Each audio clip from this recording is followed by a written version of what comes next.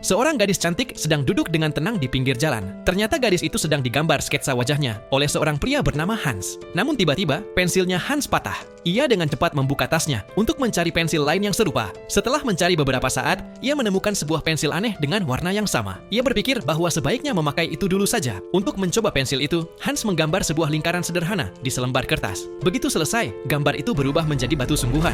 Hans terkejut. Untuk memastikan ia tidak berhalusinasi, ia menggambar sebuah apel di atas kertas. Dan tepat di depan matanya, apel sungguhan muncul dan terjatuh. Ia kemudian memungutnya, lalu menggigitnya, dan ternyata rasanya benar-benar seperti apel asli. Hans segera membereskan barang-barangnya dan berlari pulang ke rumah temannya. Dengan napas terengah-engah, ia meminta temannya untuk segera menendangnya. Lalu temannya menendangnya, dan Hans sangat yakin bahwa ia tidak sedang bermimpi. Ia lalu menunjukkan apel itu dan menjelaskan semuanya. Namun, temannya Hans hanya tertawa dan berkata bahwa Hans mungkin sedang sakit, lalu menyarankannya untuk pergi memeriksakan diri ke dokter. Kemudian, temannya menantangnya dengan berkata agar Hans menggambar sebuah batangan emas jika ia benar-benar serius. Hans mengambil pensil itu dan mulai menggambar.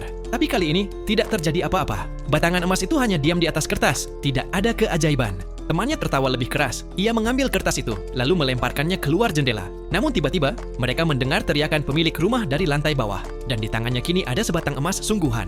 Tanpa berkata apa-apa, si pria tua itu langsung memasukkan emas itu ke dalam sakunya dan pergi begitu saja. Kini teman Hans akhirnya mempercayainya dan berteriak dengan penuh semangat agar mereka membuat lebih banyak emas. Hans kembali mulai menggambar, dan dalam sekejap, batangan-batangan emas asli pun menumpuk di hadapan mereka. Lalu, temannya berkata bahwa mereka juga membutuhkan uang tunai. Ia mencoba menulis sendiri, $20 juta di atas kertas. Namun inilah yang terjadi. Kemudian, Hans mulai menggambar uang kertas asli dengan pensil itu. Dalam waktu singkat, ruangan itu penuh dengan uang. Ruangan itu sangat penuh sampai-sampai mereka hampir tertimbun di dalamnya.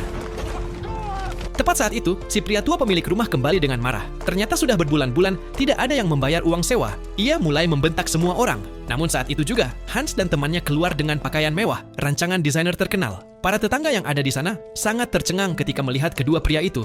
Mereka berdua berjalan menuju pemilik rumah, memberi isyarat kepada asisten mereka, lalu membuka koper yang penuh berisi uang tunai. Dengan tenang, mereka berkata bahwa itu adalah uang sewa untuk 50 tahun ke depan.